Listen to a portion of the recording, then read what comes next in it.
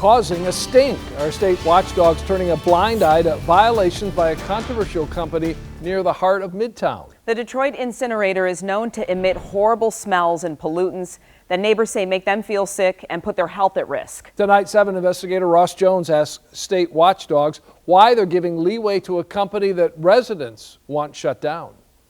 As long as Janice Dillon's lived on Kirby Street, she can't escape the sour, rotten smell that comes from down the road. It's a stink. It's a horrendous stink. Standing at the corner of Russell and Ferry, the facility known as the Detroit Incinerator has been burning the region's trash since 1989. And in the shadow of the incinerator stack are school children, families, an entire community that says their health is taking a back seat to private business. The smells can be really strong. Melissa Cooper Sargent is director at the Ecology Center, an environmental group in Ann Arbor and a nearby resident. We met up with her at a neighborhood meeting where residents said their biggest concern isn't just the smell. It's the chemicals that are coming out, things like particulate matter, which are little tiny bits of debris. We know that there's a link with that and heart disease and asthma. In Detroit, asthma sends people to the hospital at a rate more than 3 times the state average. And children can be hit the hardest. Up and down the block, there's children with asthma. Well, my daughter has asthma, for example, and that worries me. We spend a lot of man hours doing complaint investigations, holding public hearings, interacting with the community. Chris Etheridge is a manager for the state's Air Quality Division, which polices facilities like Detroit Renewable Power's incinerator. A report released this year by the environmental group Breathe Free Detroit revealed that between 2013 and 2017, the incinerator exceeded emission limits nearly 800 times. How often were they cited? I believe there was a total of 8 emissions exceedances. There's a really big difference between 8 and 800. Those 8 violations cost the company $149,000. Why weren't they cited for more? The DEQ says they can only fine companies for emissions that occur at certain times of the day.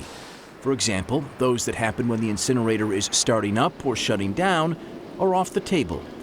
But Etheridge admits there are times where the facility could be fined where the state chooses not to. Why not fine them for every single violation?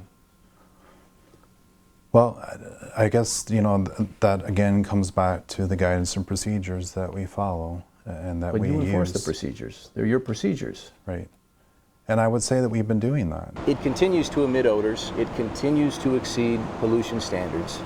Why should this place stay open?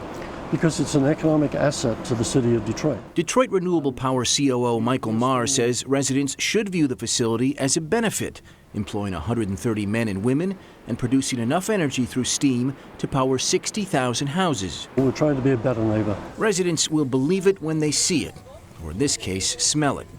A good start, they say, would be if the incinerator followed all the rules and the state enforced them. Can you please consider the fact that we have asthma all up and down our block? Can you please keep them to stick to their limits of pollution?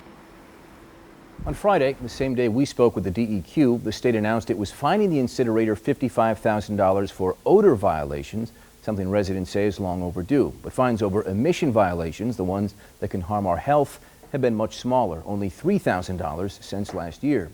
Detroit Renewable Power's new owners say that they are investing more money in the facility, which they prefer to not call an incinerator, to help control emissions. Dave? Well, you've gotten their attention at least. Ross, thank you.